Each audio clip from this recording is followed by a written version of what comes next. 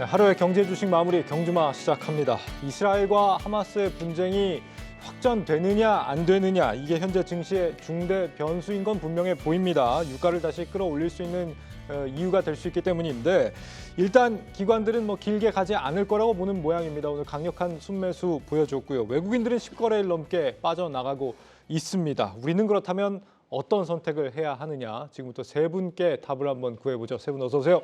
안녕하십니까. 안녕하세요.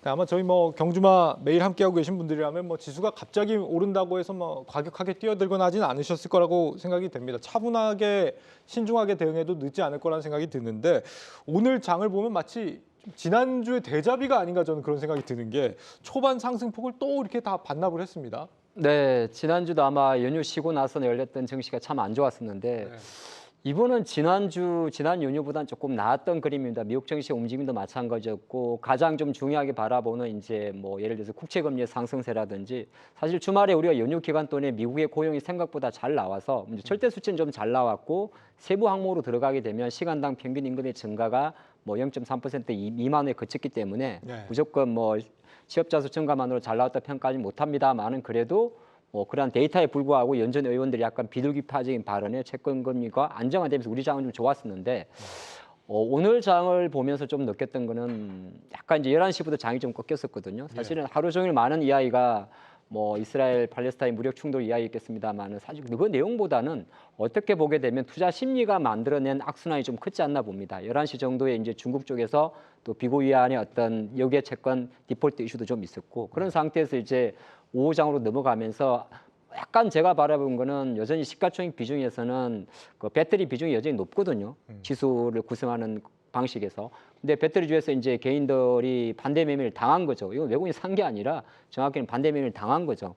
그러니까 이제 수급 악순환이 있다 보니까 5장 들어가면서 좀 많이 내려서 오늘 장은 사실 경제 주식을 마무리하기가 모호할 정도로 국내 증시가 유독 약간 기울어진 운동장, 공매도 세력 우위에서 상당히 불편한 하루였다. 저는 그렇게 평가하고 싶습니다. 공매도, 반대 매매 이런 키워드를 제시를 해주셨는데 아마 부장님도 비슷한 생각이시지 않을까 싶어요. 네, 상당히 비슷한 것 같고요. 네. 오늘 이제 시장이 이제 그 연휴 기간에 이틀 동안은 미국 시장이 이틀 연속 상승을 했거든요. 그러니까 이제 이제 이스라엘과 이제 이제 그 팔레스타인 간의 전쟁이 났을 때 그 채권 안전자산 선호 현상이 나타나면서 금값 올라가고 달러 올라가고 그리고 이제 미국 채권도 안전자산이다 보니까 최근에 과매도가 심했는데 채권 쪽으로 매수세가 들어갔습니다. 그리고 또 헤지펀드 쪽에서도 좀 쇼커버를 좀 하려는 움직임들이 보여서 그 콜럼버스 데이여가지고 채권 시장은 쉬었지만은 선물에서 이제 시간에 10년물 장기 채권 금리가 오히려 4.6까지 떨어지는 모습들이 나타나면서 오히려 이제 기술주들의 반등이 나타났고요. 시장의 하락의 어떤 트리거가 됐던 것들이 그 국채 금리 발작이라 봐야 되는데 그걸 단기적으로 완화시켜주는 이슈가 돼서 오늘 좀 시장의 어떤 반등이 가능하지 않냐고 봤었는데. 시작부터 특히 이제 2차 전지 쪽에서의 그 공매도가 집중되는 게 장 초반부터 나타났습니다. 특히 이제 좀 공매도가 안 되는 작은 종목들보다 공매도가 집중되었던 특히 5종목이 이제 금양이라든가 에코프로그룹주 2개, 포스코그룹주 이렇게 5종목에 시작부터 이제 공매도가 집중되는 현상이 좀 나타났고 그게 공매도가 나타나면서 시장이 밀릴 때 이제 반대 매매도 같이 나오는 그런 현상들이 나타났었고요. 3시 기점으로 해서 시장은 저점 찍고 올라갈 때 프로그램 차익과 비차익 매수가 갑자기 급증을 하면서 그 반대 매매 물량을 대부분 쓸어 담는 그런 모습들이 사실 지난주에도 있었습니다. 오늘도 그런 모습들이 나타나는데 사실은 이렇게까지 조정을 받는 것에 대해서도 계속 보면서도 장중 내내 납득은 안 되더라고요. 그런데 실제로 공매도가 쏟아지는 종목에서 낙폭이 컸고 그걸 개인들이 또 그런 종목들을 보면은 장 끝나고 보니까 매도는 대부분 개인 투자자들 했더라. 봤을 때는 소위 말해서 털린 게 아닌가라고 그런 생각이 좀 들었습니다. 2차 전지를 중심으로 좀 말씀들을 해주고 계신데 사실 유가 이슈도 있고 지금 불안감이 큰 시장이라는 건 알겠는데 일본 증시 오늘 보면 굉장히 잘 나가는데 말이죠. 유독 우리만 좀 부진한 것 같다 그런 느낌이 들거든요. 일단은 우리나라 같은 경우는 일단 일정적인 부분들이 좀 있겠죠. 아무래도 실적 부분들. 이제 삼성전자가 이번 주에 또 있고요. 더불어서 또 이번 주에 금요일을 기준으로 해서 보시게 되면 CPI도 발표가 좀 있는 상황들이기 때문에 일단은 아무래도 이제 대변수 자체에 좀 취약한 산업 구조를 좀 가지고 있는 상황들이고 그리고 앞서서 이제 많은 분들께서 언급하셨던 부분들일 것 같은데 수급적인 부분들 이런 부분들이 이제 종합적으로 좀 반영이 되다 보니까 예. 주가에 대한 변동성들이 상당히 좀 크게 나오지 않았나라는 말씀을 드릴 수가 있을 것 같아요. 그리고 저도 마찬가지로 3시 이후서부터 프로그램 쪽에서에 대한 에코프로 매수 이 부분을 좀 눈여겨 좀 봤었거든요. 상당히 좀 많이 들어왔습니다. 예. 그런 부분 놓고 봤었을 때 일단은 개인 투자자분들께서 지금 시점에서는 좀 비중 관리라든지 이런 부분들을 좀 초점을 좀 맞추시면서 좀 대응을 하시는 게 좀 맞지 않겠느냐라는 말씀을 드릴 수가 있을 것 같고요. 뭐 그리고 지난 주서부터 계속 이어져 왔던, 그러니까 추석 전 주서부터 이어졌던 부분들인 것 같아요. 투자 심리 자체가 너무 안 좋습니다. 지금 외국인들에 대한 수급 부분도 너무 안 좋은 상황들이고요. 그리고 국내에 영향을 좀 미칠 수 있는 대외 변수 자체도 지금 안정화가 돼 있지 않은 상황이기 때문에 국내 투심이 어느 방향으로 가야 될지 지금 모르는. 그러니까 수급적인 부분들을 굉장히 좀 많이 언급을 좀 해드려야 될 것 같은데, 예. 그러니까 수급적인 부분들 자체가 계절성 이벤트이기도 해요. 계절성 이벤트이기도 한데 지금 오늘 같은 경우, 특히 이제 오늘 같은 경우 움직임들을 좀 보시게 되면 상당히 좀 방향성이 모호하다라고 보시면 좋지 않겠느냐 말씀을 좀 드리도록 하겠습니다. 그 중국 상해 본토 지수도 뭐 비구이 위안 디폴트 이슈 때문에 오늘 좀 부진한 모습 보이긴 했는데, 비구이 위안이 뭐 직접 돈 못 갚겠다 이런 가능성을 내비친 게 이번이 처음이라 그러더라고요. 우리가 뭐 그동안 근데 부동산 기업들 중국에 디폴트 뭐 난다 이런 얘기는 계속 해왔는데 뭐 지금까지는 그냥 어느 정도 좀 조용하게 넘어가는 것 같다가 오늘 나온 이슈는 뭐 좀 비중 있게 봐야 되나요, 그러면? 이게 뭐 오늘 갑자기 나온 이슈는 아니라서 네. 가능성 보도는 나왔는데 시장에서 이걸 갖고 크게 반응하지 않았던 것 같고요.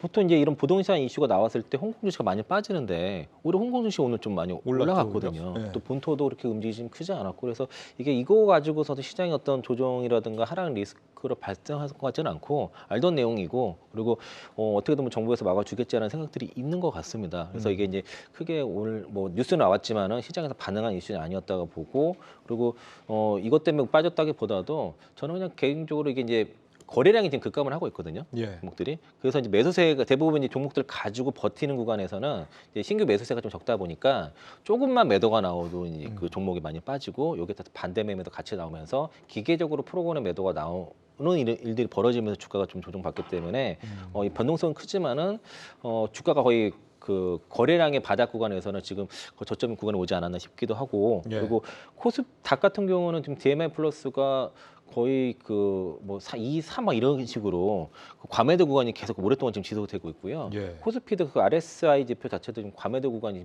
지금 지속되고 있어서 이렇게 지수가 과매도 구간이 지속되는 게 흔치 않은 일인데, 예. 어느 정도 수준이면은 작년에 이제 금리 상승으로 인해서 시장이 급락했을 때 2022년 6월달과 9월달 수준보다도 지금 하락의 과매도가 더 심합니다. 그래서 만약에 갖고 주식을 많이 보유하시는 분들은 지금은 어쨌든 뭐 비중 조절보다도 일단은 좀 반등이 기술적 반등 강하게 나올 때까지는 어떻게든 버티는 구간이 맞다라고 좀 보고 있습니다. 월가에 계신 분들이 뭐 10월에 보통 증시가 항상 바닥을 찍고 연말이 되면은 뭐 랠리, 산타 랠리 이렇게 맞으면서 항상 그런 흐름을 보여왔기 때문에 네. 이번에도 지금 증시가 언젠가 10월 어딘가에서 바닥을 형성할 것이다 이런 기대감을 내비치신 분도 있던데 흐름을 좀 어떻게 예상을 하십니까? 근데 월가에서 나온 그 이야기, 이제 10월에 바닥을 찍고 11일부터 좋아진 게 출발점 놓고 보면 세린베이의 출발점이 되는 거죠. 그러니까 네. 우리가 5월에 팔아라의 그 이유가 역설적으로 해석하게 되면 미국 증시가 통상적으로 한 10월 정도에 저점을 형성하고 그게 다음에 4월까지 강하기 때문에 5월에 팔아라는 게 나온 거거든요. 네. 좀 돌고 돌았을 때는 이제 11일달 연말은 좀 나쁘지 않다고 보통 전망을 하는데, 현실적으로 놓고 보면 연말장의 핵심은 사실은 3분기의 변곡점이 가장 크다 생각을 합니다. 그러니까 10월에 어떤 그림으로 가냐 가장 중요한데, 말씀해 주신 마찬가지로 미국 정시나 국내 정시는 사실 약간의 좀 격한 디커플링, 아까 그런 말씀하셨잖아요. 왜 우리만 많이 빠지는 거냐. 네. 근데 약간 이런 건 있을 수가 있어요. 그러니까 시가총액 구성 종목에 대한 가중치에 대한 변화를 좀 보시면 이게 나라마다 조금 다릅니다. 우리가 뭐 나라의 경우 오늘 대만은 휴장이었습니다만은 사실 대만은 TSMC라는 회사가 딱 중심을 잡고 있고, 네. 일본 같은 경우는 아시겠지만은 뭐 NTT 도코모도 있을 거고 도요타도 있단 말이죠. 물론 그 기업들이, 근데 그 기업들이 주가 흐름 자체가 우리나라를 생각하게 되면 우리 코스피 시가총 1위가 삼성전자, 예. 엔솔, 하이닉스 그짐이고, 코스닥 같은 경우는 에코프로, BM, 에코프로로 이어지는데, 우리나라는 여전히 지금 현재 수준에서는 배터리의 가중 변동성이 되게 커요. 그러다 보니까 이제 배터리 같은 경우가 아무래도 이게 어떤 뭐 오늘도 만약 2차 전지 관련주가 왜 빠졌습니까라고 묻는다면 특별한 이슈는 없어요. 예. 갑자기 오늘 뭐 리튬 가격이 더 내려간 것도 아니고 사실은 거의 하반 경기를 보이는 거예요. 근데 이거는 이제 올해 상반기 또는 한국 증시에 들어와 있던 수급을 푸는 과정에서 만들어낸 어떤 한국 증시의 이 디커플링이거든요. 그 장의 관점에서는 사실 저희가 오늘 뭐 팔레스타인 저 하마스 이야기하고 많이 하겠습니다만은 예. 가장 중요한 건 국내 정치가 어느 정도 조금 더 미국 정치에서 강력한 뭐 메시지라 예를 들어서 국채 금리가 더 강도 높게 뭐 꺾인다든지 아니면 12일 저녁 9시 30분에 미국의 물가 지표가 발표될 건데 거기에서 조금 더 긍정적인 시그널이 나온 이후에 아마 조금 더 따라가는 그림이 나올 수 있지 않을까 그렇게 보고 있습니다. 예. 일단 봐야 하는 게 이스라엘과 하마스 분쟁입니다. 지금 유가가 하루 만에 4% 넘게 폭등했더라고요.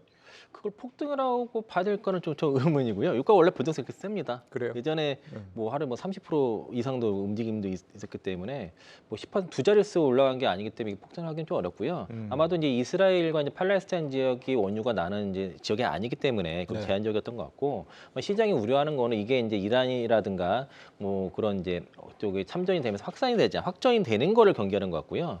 이란 같은 경우가 연간 생산이 한 300만 배럴 정도 되고 그리고 수출은 200만 마리 되는데 이게 좀 차질이 생기지 않느냐 이런 어려운 거고 네. 만약에 그게 문제가 된다고 하면 이게 인플레이션을 자극을 해서 다시 또 국채 금리가 튀고 그게 이제 그 시장의 하락으로 연결되는 이런 것들을 걱정하는 건데 그렇게 가기까지는 좀 이건 지켜봐야 될 문제라서 또 시장이 전체적으로 뷰가 평가를 다 안 하고 있습니다. 그러니까 이제 확정만 되지 않는다면을 전제로 해서 그렇게 되면은 뭐 길지 않을 거다 이렇게만 가지 저 정치적 이슈를 다 분석해 가지고 앞으로 어떻게 되겠다라는 뷰를 내놓은 사람이 없어요. 그래서 그냥 지금은 좀 아직까지는 좀 지켜보는 게 맞을 것 같고요. 유가가 4% 가지고 쇼크라고 뭐 급등했다고 말하지는 않으니까 일단은 좀 뭐 90달러 이상 계속 이어지고 100달러까지 이렇게만 가지 않는다고 하면 인플레이션의 그 CPI 지표를 아직까지는 건드리는 쪽은 아니니까는 지금은 좀 지켜보자. 좀 의견 드리겠습니다. 유가가 뭐 배럴당 85달러 정도 선을 유지해도 지금보다는 소비자 물가의 상승 요인으로 작용한다는 분석도 있길래 여쭤봤는데 예.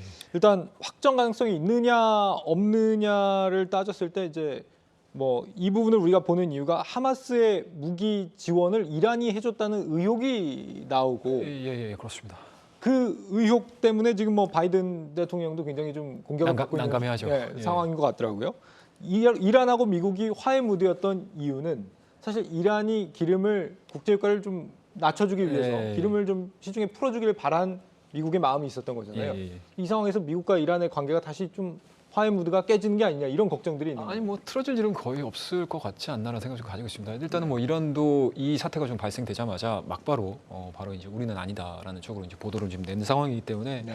일단은 시장에서 우려하는 것처럼 이란이 뭐 배후일지 아닐지는 뭐 우리도 확신을 할 수는 없겠지만 어찌됐든 공식적인 스탠스 자체는 우리는 아니다라는 쪽으로 좀 가고 있는 상황들이기 때문에 일단은 뭐 그 부분들 좀 진행이 되고 있어서 일단은 이제 앞서 말씀하셨던 것처럼 유가에 대한 상승 부분들은 좀 제한적이지 않을까 하는 말씀드릴 수가 있을 것 같고요. 뭐 방송 들어오기 전에 제가 보고는 왔는데 지금 예. 유가 선물이 좀 빠지고 있더라고요. 그래요? 0.7%좀 빠지고 있어서 이제 말씀드렸던 것처럼 지정학적 리스크가 나오고 유가에 대한 영향력들이 좀 크다라고 하게 되면 4%가 아니고 연속적인 상승 흐름들이 나와줘야 되는데 그 부분들이 일단은 제한적이었다라는 거. 그리고 이제 우리가 쉬는 동안에 미국 증시에 대한 부분들이 그렇게 크게 반영을 하지 않았다는 측면에서는 뭐 나쁘지는 않은 시그널이다. 그리고 확전에 대한 가능성들은 상당히 좀 낮은 그런 상황들이다라고 보시면 좋을 것 같은데 예. 다만 이제 우리나라 입장에서 놓고 봤었을 때 걱정되는 부분들이 뭐냐면 바이든 대통령의 미국 내 정치적인 입지 자체가 좀 좋아질 수 있다는 거. 그러니까 그동안에 뭐 메카시 하원 의장도 지금 퇴임된 상황이고요. 그리고 그 퇴임됐던 백그라운드의 역할을 했던 것들이 사실은 바이든의 장남이죠. 예. 헌터 바이든 이쪽 문제도 좀 있었는데 이게 내년이면 또 재선이거든요. 그렇다고 되면 지금 현재 지금 바이든이 트럼프와의 뭐 인기도라고 할까 이 부분에 있어서 다소 지금 뒤처지는 모습들인데 이번에 다시 한번 또 이런 지정학적 리스크 이란과의 문제들 그리고 그러니까 이란과 팔레스타인에 대한 이제 또 다시 한 개입이라든지 이런 부분이 나왔었을 때 실질적으로 과연 바이든이 내년도 재선에 대한 가능성들이 좀 있을까에 대한 뭔가 이제 불확실성이 좀 있다 보니까 미국 내에서는 그렇게 크게 움직이지 않는다 하더라도 우리 같은 경우는 미국 내 산업에 대한 변화 흐름들을 좀 지켜봐야 되는 입장이다 보니까 좀 변화가 좀 큰 게 아닌가라는 생각이 좀 들어서 저는 개인적으로 뭐 국내 지수에 어느 정도의 영향력이 있겠느냐라는 질문을 좀 하신다라고 하게 되면 일단은 뭐 단기적으로는 이 이슈들로 인해서 그렇게 크게 이제 뭐 더 추가적인 하락세는 좀 보이진 않겠지만 장기적인 부분을 놓고 봤었을 때는 불확실성은 좀 아직 상존해 있다라고 좀 좋을 것 같습니다. 트럼프가 밀고 있는 하원 의장이 굉장히 강성인 인물을 공화당 출신 밀고 있다 뭐 그런 얘기 있긴 하더라고요. 혹시 그러면 하 대표님 생각도 같으십니까? 확정 가능성에 대해서는 좀 없을 것이다 이렇게 보고 계신지. 사실 정치적 관계도 있을 거고 이스라엘이나 뭐 팔레스타인 이슈 자체가 어제 오늘 뭐 10년, 20년의 이슈가 아니다 보니까 오랜 갈등이었고 물론 이제 사건의 출발이 한필이면 이제 7일이었죠. 유대인 안식일에 이제 공습이 나왔고 여기서 이제 이스라엘도 아직은 사실 계속 엄포를 놓고 있는 상황이에요. 뭐 지상군을 투입한다는 이야기도 있고 나오는데 또 한편으로는 이런 이슈 자체는 또 빨리 지금 보니까 사상자가 너무 빨리 급증을 해가지고 지금 언론 보도 놓고 보면 뭐 미국인도 좀 사망을 했습니다만은 또 그쪽 사람들도 보면 1,500명이 넘는다 그러잖아요. 생각보다 이게 또 빨리 휴전할 수도 있어요. 근데 아까 저도 그런 말씀드렸는데 이게 정치적 이해관계와 인연관계가 있기 때문에 우리가 여기서 뭐 빨리 끝난다 안 난다 단정하기 좀 어려울 것 같고 과연 이 이슈 자체가 우리는 이제 확인할 수 있는 건 뭐냐면 그러니까 시세에 반응하는 우리의 감도입니다. 아까 이창환 부장님이 그런 말씀하셨죠. 이 정도면 유가가 최소한 90달러는 쳤어야 되는데 물론 이거 하루짜리를 보고 우리가 단명할 수는 없습니다만 실제적으로는 원자재 가격 변동 자체는 시장에서는 일단 시장이 정답이잖아요. 시장에서는 사실 이스라엘 이번 팔레스타인의 공격과 무력 충돌에 대해서 빨리 좀 진정될 것이지 않을까에 대한 기대감이 좀 남아 있어요. 그렇다고 해서 이게 뭐 갑자기 이제 물론 이제 한편으로는 아까 말씀하셨듯이 바이든한테는 무조건 손해입니다. 그렇지 않아도 사우디와의 관계도 발풀지 못한 상태에서 여기서 중재하기도 좀 어렵거든요. 그리고 원래 집권 초기에는 전쟁은 집권 여당의 지지율을 높이는 효과가 있습니다만 지금 같은 경우는 바이든한테도 불리한 흐름이거든요. 그러다 보니까 제가 생각할 때는 공식적으로 이란의 배후설에 대해서 백악관이든 또는 기타 언론 보도에서 릴리스를 하지만은 그거를 강력하게 밀어붙이기 좀 어려울 거고 그리 본 다음에 계속 그냥 간보는 관점으로 갈 수가 있고 원자재에 들어온 시장은 제가 왜 이렇게 조금 저는 긍정적으로 보냐 하면 물론 예측할 수는 없죠. 뭐 우리가 사실 1년 전에 러시아 우크라이나 전쟁 발발할 때만 해도 잠깐 가볍게 봤다가 전쟁이 이렇게까지 길어질지 몰랐으니까. 그렇죠. 근데 그거와 조금 차이점은 뭐냐 하면 그쪽에서는 일단은 원자재 유가만 움직인 게 아니라 거기는 곡창지대였기 때문에 곡물가까지 가져왔던 거고요. 중동 이슈 같은 경우는 시장에서 제일 그러니까 유가 150달러 나온 레포트의 핵심이 뭐냐 하면 호르무즈 해협의 폐쇄제, 봉쇄잖아요. 그건 이란이거든요. 그런 관점으로 그걸 가기까지는 아직까지 극단적인 흐름이 아니라면 사실 저는 이렇게 기준을 좀 잡아놨는데 국제 유가가 최근에 한 95달러 정도 가려다가 82달러까지 빠졌던 거거든요. 그럼 우리가 유가를 보는 측면에서 사실 외신 보도는 뭐 어떤 기사를 선택하냐에 따라서 판단이 안 서기 때문에 그럴 때는 제일 간단한 게 심플 이즈 베스트라고 하지 않습니까? 국제 유가가 배럴당 90달러 치기 전까지는 일단은 계속 지켜보자는 심리가 좀 어떨까 그런 생각을 해봤습니다. 뭐 보충을 말씀드리면요. 그러니까 이제 4차 그 중동 전쟁 때는 5.1 쇼크가 났었는데 그때는 이제 그 팔레스타인과 이제 이스라엘 간의 전쟁을 할 때는 중동 국가들이 어쨌든 팔레스타인의 땅을 어느 정도 좀 장악을 하기 위해서 먹을 게 있어서 뛰어들었는데 이번 같은 경우에는 이걸 전쟁에 뛰어들어서 득되는 게 없습니다. 이게 실익이 없기 때문에 이게 이제 확장 가능성은 좀 개인적으로는 크지 않다고 보는 입장이고 그리고 이 반이스라엘 정서가 예전 같지는 또 않거든요. 아까 제가 좀 우리 방송 전에 말씀드린 게 이제 이스라엘이 지금 바레인이라든가 모로코 등 이제 중동 국가들과 수교를 좀 맺은 게 있고 또 이제 경제적 그 이유로 인해서 사우디와의 수교가 좀 필요한 상황이고 사우디 입장에서도 이란과의 수교가 좀 필요한 상황인데 사우디의 그 빈살만 그 왕세자가 다른 중동의 지도자와 달리 되게 실리적인 사람입니다. 그래서 이게 명분보다도 실리를 추구하는 입장에서는 지금 미국과의 관계 그리고 개선 이스라엘과 그 관계를 통해서 지금 얻어갈 것들이 있거든요. 사우디 입장에서는. 그래서 이게 이제 그렇기 때문에 이제 지금 이거 이스라엘과 사우디 간의 어떤 수교를 미국이 좀 추진하고 있는데 이게 무산될 것 같지는 않아요. 지금 지연이 될 수 있어도 무산될 것 않다고 봤을 때는 전쟁의 어떤 장기화 가능성도 낮다고 보고 있고요. 이게 뭐 팔레스타인을 사우디가 뭐 지지했다 이런 성명이 있었는데 그거는 조금 우리가 이해하는 거랑 조금 다른 부분이지 않습니까? 네, 그게 이제 그 요르단강 서안 지역에 그 팔레스타인 자치정부가 있고 이를 이제 그 사우디에서 지지를 한다는 것이고요. 가자지구 이번에 전쟁이 일었던 가자지구 쪽에서는 그 하마스 무장 단체 쪽과는 반대 세력입니다. 서로 간에. 그러니까 이제 하마스를 지지하는 게 아니라 팔레스타인 자치정부를 지지하는 거고 또 그 이스라엘은 또 팔레스타인 자치정부 외에는 또 우호적이라서 만약에 가자지구를 이스라엘이 점령했을 경우에 거기에 대한 통치권을 팔레스타인 자치정부가 가져갈 수도 있는 거고 만약에 그렇게 된다면은 또 되게 더 그 중동의 평화가 더 우호적인 시나리오가 될 수도 있는 거라서 이거는 뭐 예단하기 어려울 것 같고요. 또 하나가 하마스가 장기전을 할 만한 지금 전투 능력은 없는 것 같습니다. 그래서 이제 먼저 지금 휴전 얘기도 한 이유도 그런 거라서 장기전의 가능성보다도 일단 좀 지켜보더라도 너무 지금 비관적으로 볼 필요는 없을 것 같다라고 의견 드리겠습니다. 그렇군요. 중동 변수가 등장하면서 지금 방산 테마 오늘 굉장히 강세를 보였습니다. 오늘 상한가 간 대성 하이텍이라는 종목을 보면 실제로 뭐 이스라엘에는 방산업체 직접적인 뭐 공급을 하고 있다 이런 얘기도 있더라고요. 예. 방산주 섹터 근데 말씀하신 거 보면은 이 확전 양상은 뭐 크지 않고 그러면 단기적인 이슈로 끝날 가능성을 좀 높다고 봐야 되는 건가요? 그 단기라는 게 이제 개개인별로 느끼는 단기적인 부분들이 좀 달라지는 상황들이고요. 예. 앞서서 우리가 이제 여러 우리 대표님들과 가장 부장님과 얘기를 하긴 했지만 일단은 전쟁이 단기간에 끝날 수 있다. 그리고 확전에 대한 가능성들을 상당히 낮게 보고 있는 거는 사실이긴 하지만 또 시장의 영향력들을 생각 안 할 수는 없을 것 같아요. 그러니까 쉽게 말씀해서 오늘 같은 경우 올라갔던 종목군들, 특히 이제 상한가 갔던 종목군들을 좀 보시게 되면 일단은 유가 관련된 종목군들 일제히 다 상한가 갔습니다. 예. 그리고 방산 관련된 종목군들도 일제히 다 올라갔어요. 근데 이제 올해 상반기, 그러니까 작년도 하반기와 올해 상반기까지 시장을 좀 이끌었었던 방산 관련된 종목군들은 그렇게 크게 움직이지 않았었거든요. 근데 대표적으로 이제 약간 좀 테마성 있는 종목군들은 오늘 다 상한가가 들어갔습니다. 그러니까 그만큼 수급 자체가 너무 얇기 때문에 그리고 단기간에 시장 자체가 너무 어렵게 진행이 되는 과정에서 내가 접근을 해가지고 고수익을 올릴 수 있는 종목 쪽으로 수급이 좀 쏠리면서 상당히 좀 강하게 좀 진행이 되어 있는 그런 특성들을 좀 보여주고 있는 상황들이기 때문에 일단은 그런 종목군들은 조심하는 게 맞고요. 다만 이제 이러한 부분들에 대해서 시장에서도 마찬가지로 한번 우리가 우크라이나와 러시아와의 전쟁과 관련해 가지고 시장에서는 굉장히 단기에 끝날 수 있어라는 시그널들을 계속 줬는데 이게 지금 1년이 넘어가지고 1년 반 자체가 지금 넘어가고 있는 상황들이지 않습니까? 예. 그러니까 시장에서도 마찬가지로 이러한 부분들에 대해서 신뢰감을 많이 잃은 거죠. 그러다 보니까 이제 이런 쪽으로 마땅히 시장에 대응할 수 있는 종목이 없다 보니까 이런 쪽으로 수급이 일시적으로 좀 쏠린 게 아닌가라는 생각이 좀 듭니다. 그 외에도 뭐 정유, 에너지, 드론 뭐 다양한 섹터들이 오늘 강세를 보이는 것 같은데 네. 이런 흐름들이 얼마나 좀 더 이어질 수 있을 거라고 기대를 하시는지. 화무 11호이라고 들어보셨죠? 네. 꽃이 피었는데 열흘 못 갈 것 같습니다. 그렇군요. 지금 전쟁 리스크가 나도 뭐 증시는 금세 언제나 털고 뭐 끝이 났다. 뭐 증권가에서 항상 이렇게 밝게 설명들을 해주시고 계신데 이런 상황에서 그러면 어떤 식의 투자가 필요하다? 그러니까 제가 뭐 일부러 좀 편하게 화무 11호는 말씀드렸는데 그러니까 전쟁 관련주는 사실 우리가 지금 방산주를 투자할 때인가 이때 그 이야기 사juk 좀 붙이고 전략까지 같이 이야기를 하겠습니다. 네.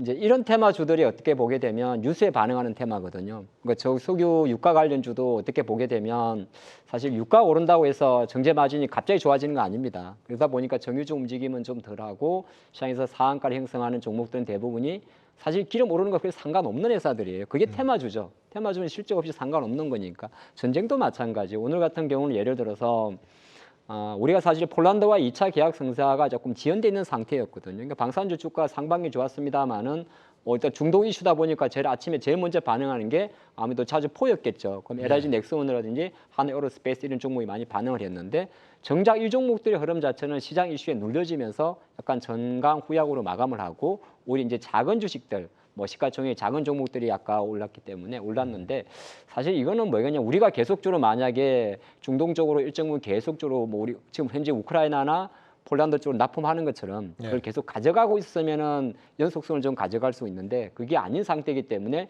이슈하는 흐름이다 보시면 좋을 것 같다 그런 말씀을 좀 드리겠고 투자 전략을 좀 말씀드렸는데 지금은 사실 투자 전략이 좀 안 써요. 이게 왜 그러냐면 우리가 전략이 쓰려고 할 때는 실제적으로 나름대로의 구심점 커플링이 있습니다.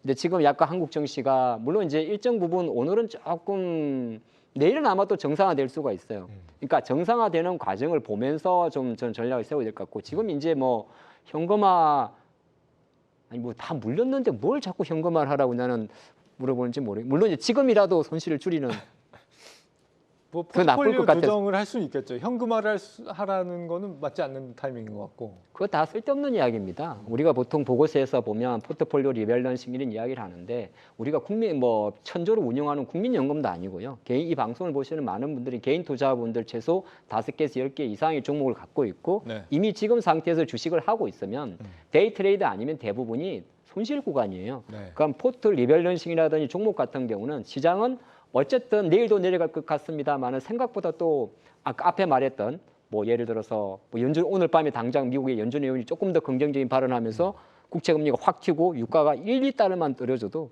내일장 분위기는 달라지는 거거든요.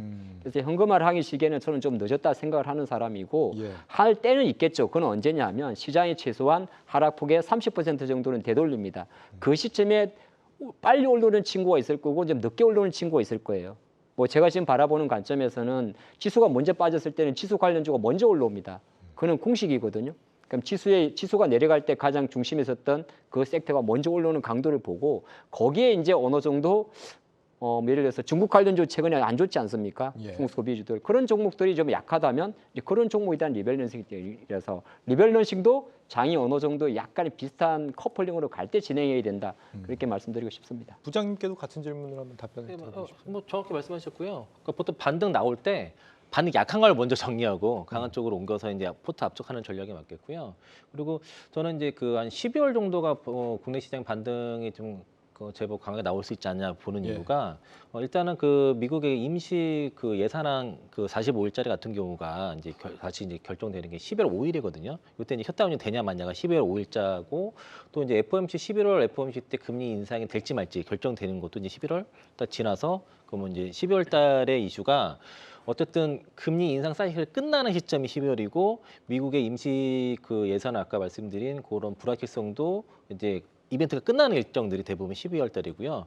또 공매도가 많이 난 종목 들어온 종목들 같은 경우는 연말 배당이 있기 때문에 보통 11월 중순부터 연말까지 초코파가 좀 들어오는 경우가 있어서 그러면은 지금 만약에 이제 현금화를 좀 일부 하시거나 뭐 연말 대주주 양도세 때문에 좀 종목을 좀 비중 축소가 필요하신 분들은 지금은 잘 버티시고 이거는 12월 달 한 중순 이후에 진행하시는 전략이 시간 타이밍상 저는 저 나을 거라고 좀 그렇게 보고 있습니다. 골드여신님 바구니 정리도 이제 지쳤어 이렇게 말씀하시는데 하셔야 돼요, 12월까지는 좀 기다려 보는 아니 게 근데 하셔야 됩니다 이거. 해야 됩니다. 예, 저는 해야 된다고 생각을 하고요. 예. 일단 이게 그러니까 현금을 확보를 하자라는 게 많은 비중을 확보를 하자는 개념은 아니고요. 비중 조절을 좀 하는 게 좀 필요하지 않을까라는 생각을 좀 가지고 있습니다. 일단 이게 왜 그러냐면 어찌됐든 고금리가 지금 장기화된다는 얘기가 지금 나오고 있는 거잖아요. 그렇더라고 되면은 기업이 올라갈 수 있는 영업의 상단은 정해져 있는 거고요. 예. 그 기업에 대한 밸류 자체도 정해져 있는 상황들인데 그렇더라고 되면 외국인이나 기관들 같은 경우 공격적으로 매수가 안 들어온다는 얘기거든요. 그러면은 이제 두 분께서 말씀하셨던 것처럼 올라가는 애들, 그러니까 지수가 올라가기 시작을 하게 되면 주도주는 분명히 나와요. 그쪽으로 물량들을 넘겨야 되는 전략들을 구사를 해야 된다라고 하게 되면 지금서부터 저는 조금씩 현금 비중을 조금은 좀 네. 늘리시면서 또는 이제 비중 조절을 좀 하시면서 대응을 하시는 게 좀 맞지 않나라는 말씀 좀 드릴 수가 있을 것 같고 예. 조금 더 디테일한 얘기를 좀 해드리게 되면 모든 종목이 다 빠지진 않으실 거예요. 우리 개인 투자자분들께서 갖고 계신 종목들 중에서 한두 종목은 어떠한 이유가 됐든 어떠한 사유가 됐든 시장에서 갑작스럽게 급등하는 종목들이 있을 겁니다. 예. 근데 그런 종목군들이 연속적인 상승 흐름들을 좀 보여주지 않기 때문에 그런 종목군들은 올라올 때마다 뭐 20%가 됐든 10%가 됐든 매도를 때려가지고 현금 하나 잡아놓은 상태에서 지수가 저도 마찬가지 이 정도 지수에서는 올라오긴 할 것 같아요. 그러니까 유가도 더 이상 올라오는 건 좀 부담스러울 것 같고요.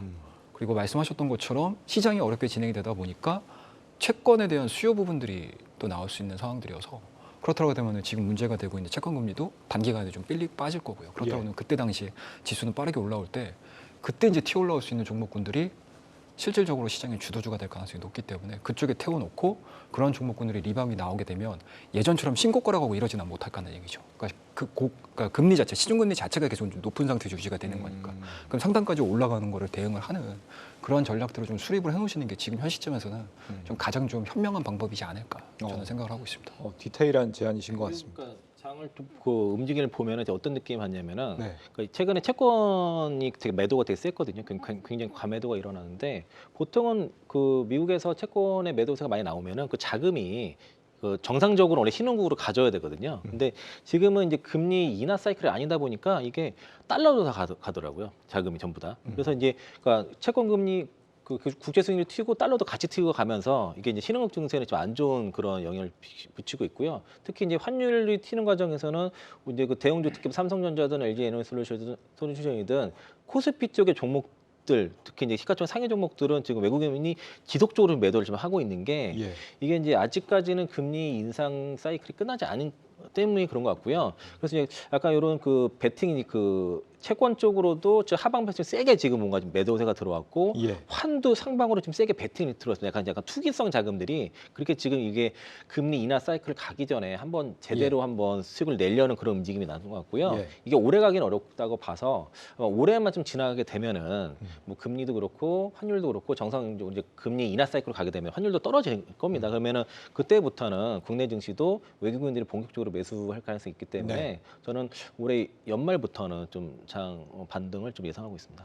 예, 우리 시청자 권진현님이 왜 우리나라만 떨어짐 이렇게 말씀하시는데 앞서서 제가 언급했지만 이 정도면 엑소더스란 표현이 맞지 않나 싶기도 해요. 12거래일 동안 외국인들이 계속 빠져나가고 있기 때문에 네. 어째서라고 보세요? 왜 우리나라만 이렇게 빠져나가는 겁니까? 근데 사실 그 몸매를 삼성전자가 맡고 있는 거예요. 외국인들이 2천억을 팔아도 대부분이 수급 동향을 놓고 보면 거의 50% 이상이 삼성전자거든요. 근데 예. 이번 주 장이 좀 되게 중요하고 저는 변곡을 많이 보는 게 뭐냐면 이제 우리가 10월 일정을 놓고 보면 아까 말씀하신 대로 미국이 이제 7번째 금리 결정은 11월 1일 날 있습니다. 근데 그러면 이제 그 전주부터 그러니까 10월 우리가 3주차 후반부터는 연준회원들의 블랙아웃 기간에 들어갑니다. 그리고 이번 주에 가장 중요한 이벤트가 당장 이제 이번 주 목요일이죠. 삼성전자 실적치를 발표하면서 그날 사실은 LG도 발표를 해요. 엔솔도. 그러면 LG 엔솔 같은 경우는 오히려 실적 발표 자체가 변곡이 될 수도 있습니다. 예. 왜냐하면 이미 배터리 셀이 안 좋은 거 누구나 알기 때문에 안 좋다고 눌렸던 거고 삼성전자 같은 경우는 사실 실적 발표가 컨센서스가 어느 정도 1조 후반이 나온다 하더라도 예. 아마 시장 반응은 오늘 LG전자만큼 폭발질 같진 않아요. 왜냐하면 원래 삼성전자는 그랬으니까. 그래 놓고 보면 지금 주변 변수 관점에서 예를 들어서 13일 날 발표되는 목요일 날 미국의 CPI는 전망치 자체가 3개월 만에 내려가고 권원은 계속 내려간단 말이죠. 그러니까 미국 정식 기준으로 미국의 테크주가 올라가는데 테크를 걸만한 이슈는 별로 없습니다. 그런 관점에 있을 때 국내 정시가 뭐 지금 주초에 상당히 뭐 약간 수급적으로 안 좋은 흐름이 있습니다만은 오늘도 마찬가지예요. 왜 외국인들이 물어보셨잖아요. 왜 이렇게 많이 파냐고. 근데 외국인들이 6월 달까지, 5월 달까지는 누적 13조 매수였고 지금 월간 기준으로 보면 월간 한 1조 정도씩 팔아요. 근데 고마운 거는 고맙단 말은 좀 그런데 파는 거 쌀 때가 대부분이 삼성전자라는 겁니다. 그러니까 삼성전자가 혼자서 이렇게 그러니까 이는 배터리가 좋고 나쁨의 이슈보다도 그냥 삼성전자 하나 가지고 외국인들은 우리나라를 들다 놨다 하는 것뿐이다 그런 말씀 드리겠고 예. 그럼 앞으로 만약에 외국인 매수가 들어온다면 삼성전자로 외국인 매수가 만약에 들어옵니다. 그러면 도움 하나도 안 됩니다. 정식 기준으로는 삼성전자 주가만 7만 원대 왔다 갔다 할 뿐이라는 거죠. 가장 중요하게 바라보는 거는 외국인들이 최근에 이제 시장 관점에서도 자동차도 팔고 다 팔았거든요. 어느 정도 들어오기 위해서는 제 생각할 때는 어쨌든 미국 증시에서 주식이 더 매력적인가에 대한 기준, 가장 기준이 채권금리의 하락과 달러 약세라면 그게 더 중요할 것 같고 우리나라 환율이 내려가는데 외국인들 왜 안 들어옵니까? 이런 이야기를 하거든요. 이거는 우리나라 환율을 위해서 누군가가 찍어 누른 거예요. 제가 판단할 때. 왜 그러냐면 경제 논리 관점에서 미국과 환율이라는 것은 결국 베이시스 스프레드 차이인데 한국의 기준금리는 의도적으로 눌려져 있단 말이에요. 눌려져 있단 말이 뭐냐면 3.5와 5.5는 200 베이시스 포인트를 지금 상당히 유지를 하거든요. 예. 그럼 우리나라 외환 당국에서 일정 부분 외환 달러 보유액이 감소함에도 불구하고 외환 시장을 방어하고 있다는 겁니다. 예. 근데 방어하고 있다는 게 외국인 눈에도 보이기 때문에 그 1350원의 환율이 절대 상대적으로 강세를 안 보인다는 거죠. 그러니까 일정 부분 이건 언제 그런 매듭을 꺼낼 수가 있느냐? 예. 그는 바로 미국에서 제가 너무 캐치 마크를 했네. 미국에서 강력하게 이제 내가 금리 고착가니까 지금 언론에서 나오는 월스트리트 보도나 이런 보도 중요한 게 아니라 실제적으로 이번 주 후반에 FOMC 의사록도 봐야 되고 11월 달에가 가장 큰 변곡이 될 확률이 있기 때문에 10월 달에 약간 이 불편한 변동성은 저는 버텨야 된다 생각합니다. 예, 그리 보는 게 좋을 것 같습니다. 예. 손가락 한번 치시니까 굉장히 집중이 되네요. 예, 지금 한국에 뭐 사실 경쟁력 있는 산업이 없냐 하면은 없지는 않아요. 뭐 반도체, 2차 전지 잘 나가는 산업들 많지 않습니까? 근데 외국인들이 뭐 삼성전자, 2차 전지, 심지어 뭐 에코프로까지 오늘 매도를 했다는 거 아닙니까? 에코프로는 외국인 오늘 매수했고요. 오늘 매수했네. 개인들이 네. 매도했고 네. 그러니까 에코프로, 포스콜링스, 포스퓨첸 다 외국인들은 샀고요. 개인들이 다 매도했고요. 그러니까 2차 전지 좀 주요 종목들은 최근에 이제 이거 뭐 빠진 거에 뭐 견디지 못해서 개인들이 좀 파는 형태고 네. 외국인들이 그 금융 투자를 비롯해 기관과 그리고 이제 외국인들은 이제 소위 말해서 이제 프로그램 매수로 인해서 이제 저희 주축을 하고 있는 상황이다라고 그렇게 보시면 되겠고요. 예. 지금 제가 그 지난주에 그 LG에너솔루션이 도요타와의 그 수주 공시가 하나 있었거든요. 그게 이제 미시간주에서 2025년도에 한 20기가와트씩 캐파를 구축하는 건데 그거까지 더해서 제가 계산을 해보니까 2027년까지 배터리 3사의 그 캐파가 625.5기가와트입니다. 이게 그러면은 계산을 해보니까 파라소닉도 있고 그리고 그 노스볼트도 진출을 하고 일본의 그 AESC라는 업체도 견출해서 다 합치니까 2027년까지 캐파가 배터리 3사가 81.7% 정도고요. 2025년 기준으로 가보니까 84.2%예요. 그래서 2025년부터는 배터리 국내 배터리가 북미 지역에서 이제 캐나다까지 다 포함입니다. 이거 북미니까 80% 이상을 점유가 확정이 된 거고요. 예. 제가 이제 에솔 관계자 물어봐도 지금 그 2025년부터는 LG 에너솔루션 매출이 폭발적으로 올라가는 거는 그냥 확정이 나왔기 때문에 그러니까 지금 그 2차 전지 쪽이라든가 이런 쪽에 뭐 우리가 주요 산업이 사실 우리가 1등하는 산업을 뭐 배터리 셀부터 해가지고 양극재까지 1등하는 사람은 거의 처음이거든요. 근데 네. 북미 쪽에서 점유율이 80% 이상 넘어가는 사람 처음인데 이런 경험 처음이다 보니까 아직까지 익숙치 않으신 것 같아요. 근데 이거를 이제 2025년까지를 최소 그때까지 보시면서 어떻게든 잘 끌고 가신다 하면은 좀 큰 성과가 날 수 있다고 보는데 지금 그렇게 생각하지 않은 사람들도 있다 보니까 좀 그 격차 있는 것 같고요.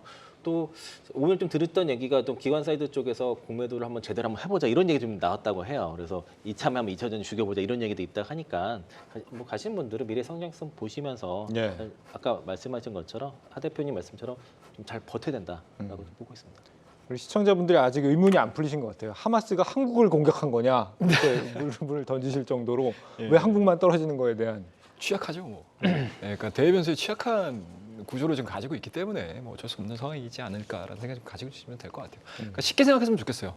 그러니까 우리나라 같은 경우는 외생 변수에 너무 취약하다라는 거 그리고 이제 실질적으로 수급적인 부분들도 마찬가지로 계속 말씀을 좀 드리고 있긴 하지만 예. 명확한 내용들이 없거든요. 수급이 빠져나가는 이유들, 외국인들이 빠져나가는 이유들. 뭐 우리가 이유를 찾자라고 하게 되면 일단은 대외 변수 안 좋고 그리고 금리 자체도 계속 고가 유지가 되고 있는 상황들이고요. 그리고 또 이번 주에 있을 CPI와 또 실적 발표 이거에 대한 우려감들. 그러니까 2분기 실적이 생각보다 되게 좋았어요. 근데 지금 주가가 많이 올라온 상태에서 3분기 실적이 과연 좋을 것인가? 예. 그러니까 조정을 받은 종목군들도 지금 주가가 계속 빠지고 있는 상황들이거든요. 그렇다고 하면 이거는 뭐 하마스가 우리나라를 공격을 한 것이냐 뭐 농담삼아 말씀하셨겠지만 사실은 시장에서도 이렇다 할 이유를 못 찾고 있는 게 사실은 현실이다.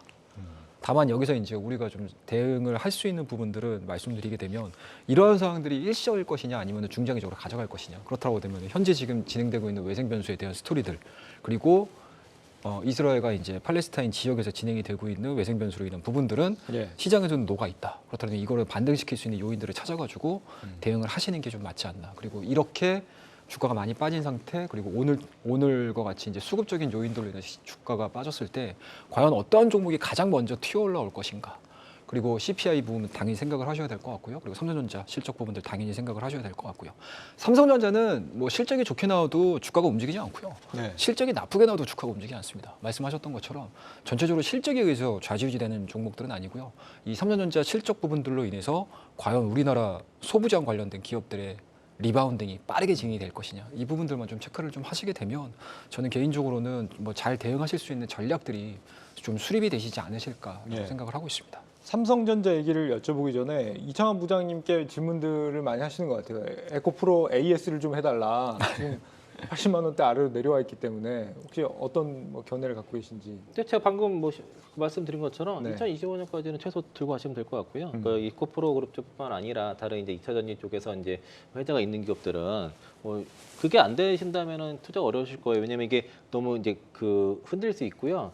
몇 가지 좀 최근에 2차 전지 관련된 뉴스 나온 게 지난 그 10월 6일에 그 IRA법 세부 규정안이 발표됐고요. 예. 그 전에는 이제 보조금을 이제 세공제 형태로 지급을 했는데 1월 1일부터거든요. 내년 1일부터. 그런데 이제 그 전기차를 구매 시점부터 이제 보조금을 지급해서 미국이 전기차 판매를 늘리겠다라 하고 있고, 그리고 그 12월 달 되게 되면은 이제 그 CRA법 이후에서 이제 확정이 되거든요. 최종 확정하기로 그 했기 때문에 12월 달 통과가 될 것이고, 올해 연초에 그 CRA법안이 이제 발의가 되면서 그 광물이라든가 2차전 종목들이 움직이기 시작했습니다. 이게 이제 최종 법안이 12월 달에 확정이 되기 때문에 아마 그 어떤 정책적으로 모멘텀은 그때 발생할 것 같고 또 이제 그 트럼프가 대통령이 되게 되면 IRA법을 퇴지 않겠냐 이런 이슈가 있었는데 사실 이제 그 북미 자동차 노조 파업 현장에서 했던 얘기예요. 사실 그게. 그런데 북미 자동차 노조가 원래 바이든 대통령을 지난 대선 때 지지를 했습니다. 근데 이번에 전기차 정책으로 인해서 지지를 하지 않고 있는 상황인데 그래서 그 미국 그 에너지부에서 이번에 이제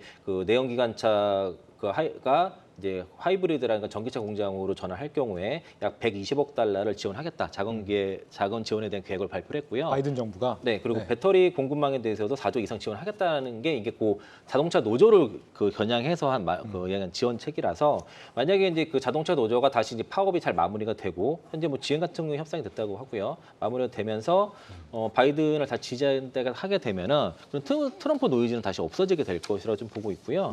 또 이제 EU 같은 경우도 지금 탈중국화 디리스킹을 지금 본격적으로 진행하고 있는 게 지금 그 중국이 우크라이나 전쟁에 대해서 계속 러시아랑 많이 협력하다 보니까 이를 좀 안 좋게 보고 있고 작년에 그 EU의 그 무역 대중국 적자가 4천만 유로가 그러고요.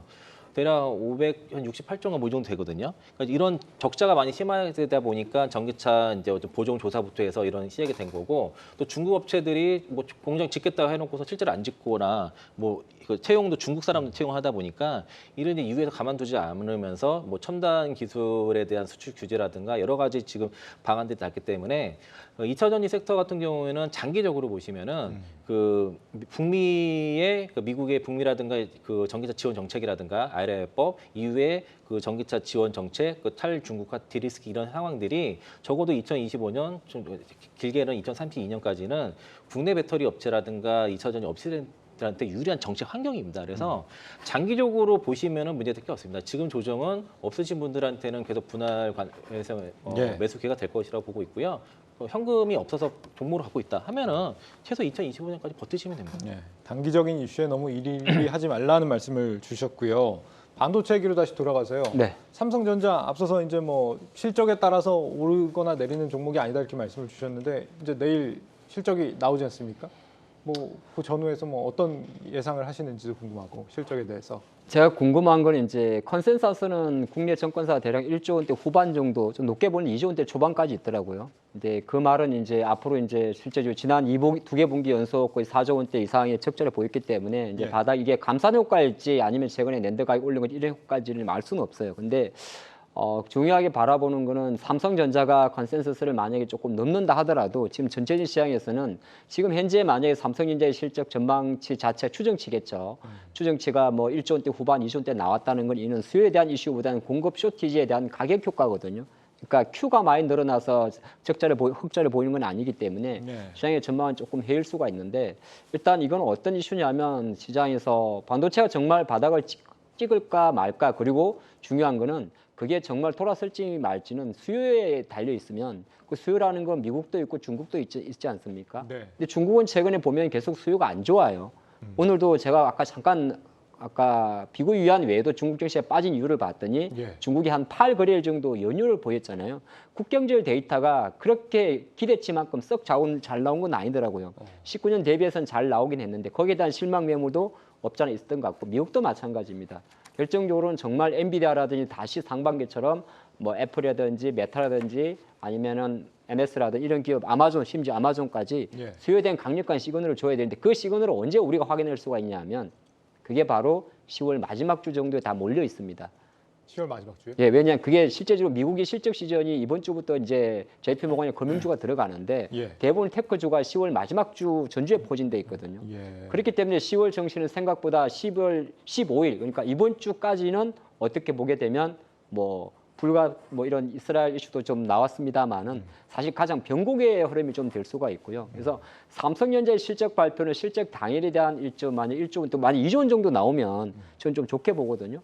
좋게 보긴 하겠습니다만은 그거를 아예 반도체 종목 전체를 다 당기기는 좀 제한적이고 일단은 그래도 외국인들이 삼성전자라도 사줘야만이 시장 관점에서는 좀 안정화될 수 있고 지금 너무 빠지는 종목이 너무 많단 말이죠. 그래서 삼성전자는 시장을 바라보는 관점으로만 보시는 게 좋을 것 같습니다.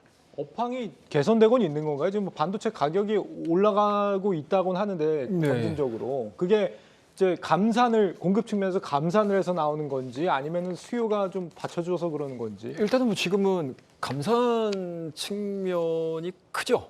예. 근데 이제 이 감산이 어느 정도 이루어진 상태에서 이제 수요가 늘어나는 거에 대한 기대감들이 시장이 좋을 때는 반영이 나오는데 지금과 같이 시장 자체가 다소 지금 노이즈가 꺾여 있다라고 하게 되면은 그 수요에 대한 기대치들이 낮아질 수밖에 없는 거죠. 그러니까 지금 같은 경우 계속 말씀을 드리고 있는 상황들이긴 하지만 뭐 연준 쪽에서 금리를 낮출 거야 또는 동결적으로 갈 거야 그리고 내년이면 빠르게 우리가 금리를 낮출 거야라는 얘기가 좀 나온다라고 하게 되면은 이게 수요에 대한 기대감들이 붙고 나서 그다음에 실질적으로 수요가 늘고 있는 거는 우리가 시장에서 확인을 할 수가 있거든요. 근데 지금 같은 경우는 일단은 감산을 통해 가지고 가격은 몇 개월 만에 올려놨어요.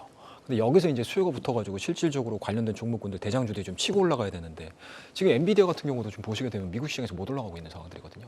계속 하단을 지금 지켜주고 있는 상태고 박스권은 유지가 되고 있는 상태이기 때문에 실제로 얘네들도 치고 올라가지 못하는 상황에서 삼성전자, SK 하이닉스가 치고 갈 수 있을 것인가? 최근에 물론 삼성전자가 SK 하이닉스가 4% 5%대 굉장히 크게 올라갔던 적이 있어요. 예. 근데 이것도 보시게 되면 삼성전자가 HBM 시장에 뛰어들겠다라는 부분들이 좀 나오면서 SK 하이닉스가 다소 조금 밀리는 흐름들을 좀 보여줬었는데 그때 당시에 나왔던 뉴스들을 보게 되면 삼성전자의 HBM이 엔비디아에 샘플을 집어넣었다라는 이야기가 나오면서 지금 SK 하이닉스가 이제 반사이익이 좀 더 크지 않겠느냐라고 생각을 하면서 올라갔던 상황들이기 때문에 실질적으로 앵커님께서 이거 질문하셨던 것처럼 실질적인 수요가 지금 시장에서 반영이 안 되고 있다.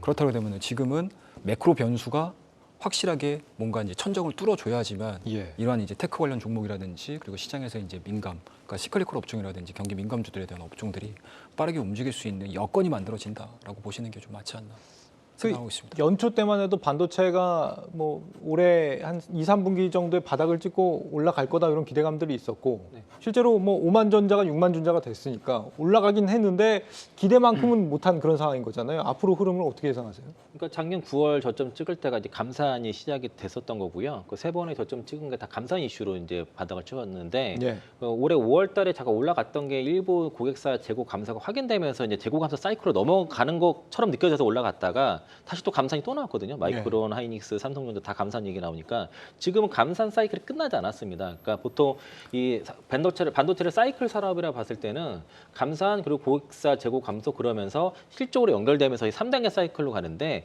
1단계 사이클이 아직 안 끝났어요. 그러니까 이제 2단계 주가 레벨업을 하기에는 아직 사이클이 오지 않았다라고 그렇게 보시면 되겠고요.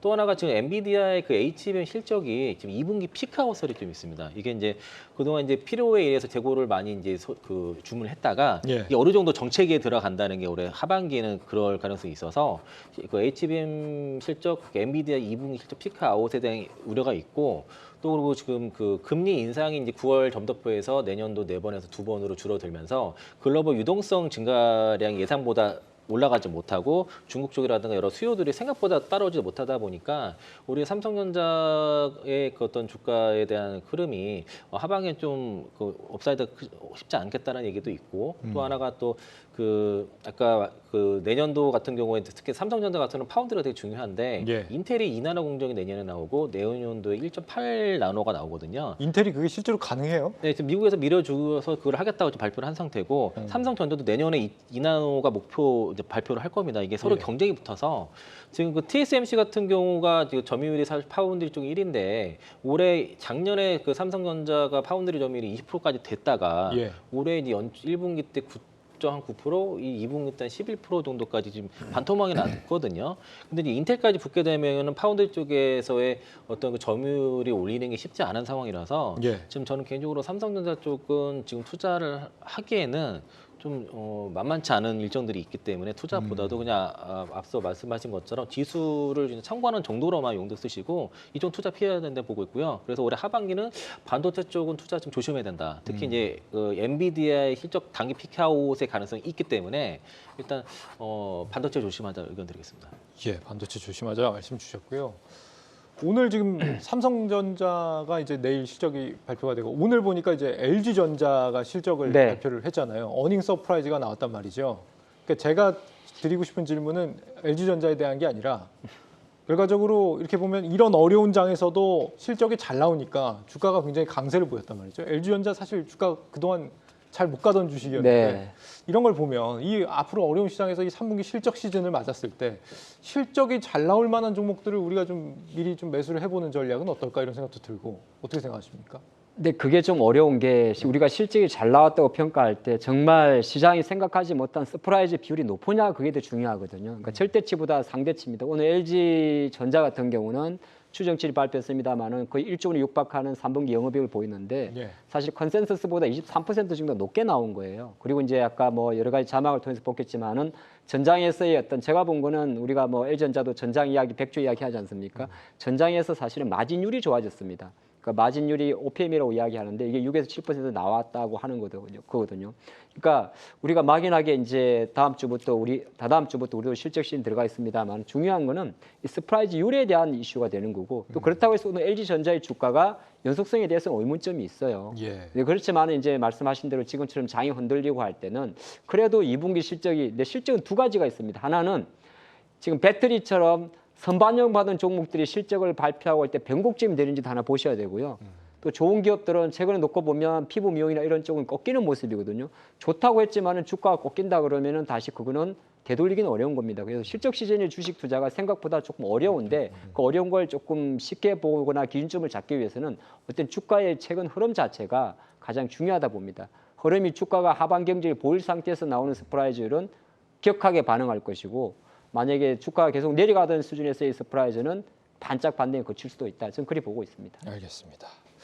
네, 매일같이 좋은 소식이 별로 많지가 않아서 많이들 좀 지친 마음이실 것 같습니다. 불행 중 다행인 건 미국 소비자들의 어떤 소비 심리 그리고 임금 여건이 점점 꺾여가고 있다라는 점인데 다만 필요한 건 끈기와 인내심이겠죠. 희망 잃지 마시되 시야를 좀 길게 가지고 조금 더 좀 느린 템포로 속도를 늦춰가며 투자를 해보시면 좋은 시점이 아닌가 싶습니다. 내일은 정철진, 강준혁 전문가 그리고 미국 주식 전문가 이주택 교수와 함께합니다. 내일 뵙겠습니다. 고맙습니다.